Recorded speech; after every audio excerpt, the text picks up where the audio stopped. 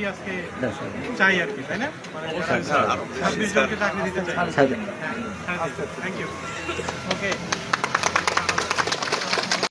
বিশ্বের যদি আমরা বলি যে সবচেয়ে বড় কোম্পানি, তাহলে প্রথমে আমাদের নাম মাথায় আসবে গুগল, তাই না? তো এখানে কিন্তু আমাদের অনেক বাংলাদেশি স্টুডেন্টরা চাকরি করে।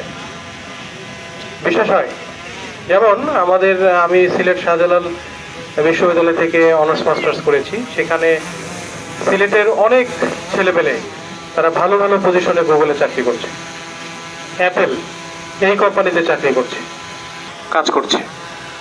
তো বিশ্বের বড় বড় যে জায়ান্ট কোম্পানিগুলো আছে, স্যামসাং, এরিকসন, একসময় যখন মোবাইলের খুব বেশি ডিমান্ড ছিল, এই যে বিভিন্ন মোবাইলের যে টাওয়ারগুলো আমরা দেখতে পাই, এরিকসন, নোকিয়া, এরকম বড় বড় প্রতিষ্ঠানগুলোতে আমাদের বাংলাদেশের ছেলেমেয়েরা যারা আছে তাদের সঙ্গে আসলে আমাদের ছাত্রদের একটা যোগ সূত্র করে দেওয়া, যে আমাদের এখান থেকে যারা পাশকৃত ছাত্রছাত্রী তাদের ভবিষ্যতে যাতে জব বা চাকরি পাইতে যাতে অসুবিধা না হয়, কাজে এই লিঙ্কটা তৈরি করার জন্য কিন্তু আমরা আসলে ঢাকা থেকে বিভিন্ন আমাদের 13টা শিল্প কলকারখানা ইন্ডাস্ট্রি পার্সন আমাদের মধ্যে এসেছেন তাদের সিভি নিয়ে। আশা করি আমাদের ছাত্রছাত্রীরা সিভি সাবমিট করবেন এবং ভালো জবের একটা অফার পাবেন। তারপরে আমরা বিভিন্ন ইন্ডাস্ট্রি পার্সন তাদের কাছে শুনেছি আসলে বাংলাদেশের জব মার্কেটে প্রচুর জবের চাহিদা, কিন্তু একটাই কন্ডিশন, একটাই লোক হতে হবে দক্ষ, অর্থাৎ দক্ষ লোকের চাহিদা। যিনি দক্ষ তার কিন্তু চাকরির কোনো অভাব নেই, এবং দেখবেন যে সে মাসে মাসে 6 মাস পর বা 1-2 বছর পর চাকরি চেঞ্জ করে।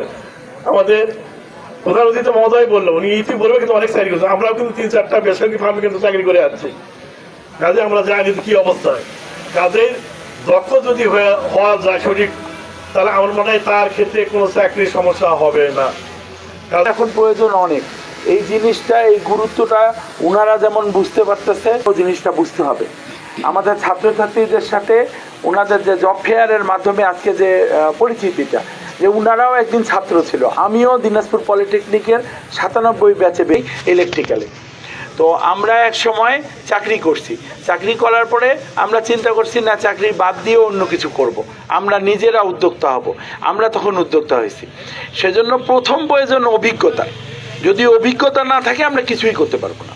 সেজন্য শক্তি, সাহস, মনোবল সব কিছুর পাশাপাশি যে জিনিসটা প্রয়োজন সেটা হলো এক্সপিরিয়েন্স। তো সেই এক্সপিরিয়েন্সটা নিতে গেলে আমাদেরকে যে কোনো জায়গায় ঢুকে আমাদেরকে চাকরি করতে হবে, এক্সপিরিয়েন্সটা নিতে হবে, এবং তারপরে আমাদের মনে, আমরা যে একটু আগেই বললো এন্টারপ্রেনিয়রশিপ, আমরা যেন সবাই মানে কর্মসংস্থানের জন্য নিজেরা উদ্যোক্তা হতে পারি, সেটা আমাদের মাথায় সব সময় রাখতে হবে। আমরা যদি সেটা রাখতে পারি এবং তার সাথে যদি অভিজ্ঞতাটাকে যোগ করার জন্য আমাদেরকে ভালো জায়গায়, ভালো কোম্পানিতে যেতে হবে, ভালোভাবে কাজটা করতে হবে। তো আমার মনে হয় আরো স্যার আমরা আরো কিছু আসবে স্যার। আমরা এটা প্রতিষ্ঠান আছে আমাদের, একটু পরে আমাদের শিক্ষার্থীদের ভাইবা নিবে।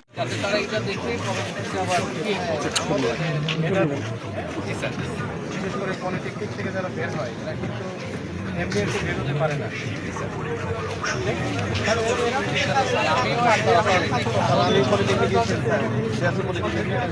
বেশি বেশি চাকরি দেওয়ার চেষ্টা করবো।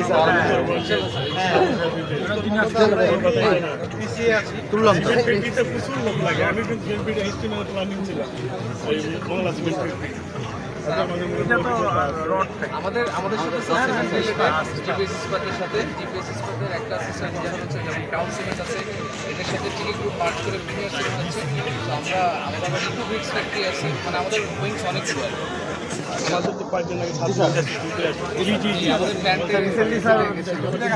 আমাদের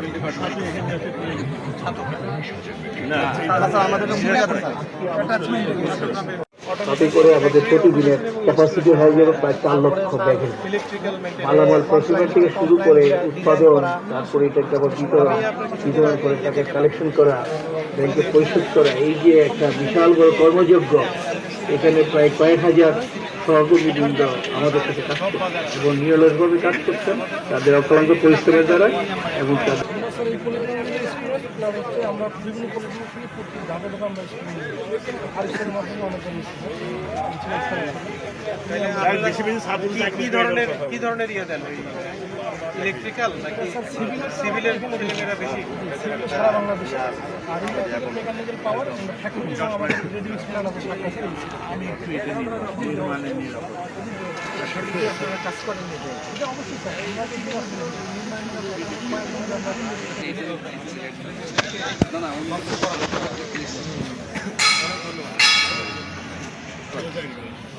মেইনলি স্যার আমরা বটলিং প্ল্যান নিয়ে কাজ করছি, ইন্ডাস্ট্রিতে গ্যাসের সাপ্লাই দিই, আমরা ফুয়েল সাপ্লাই জ্বালানি নিয়ে কাজ করছি।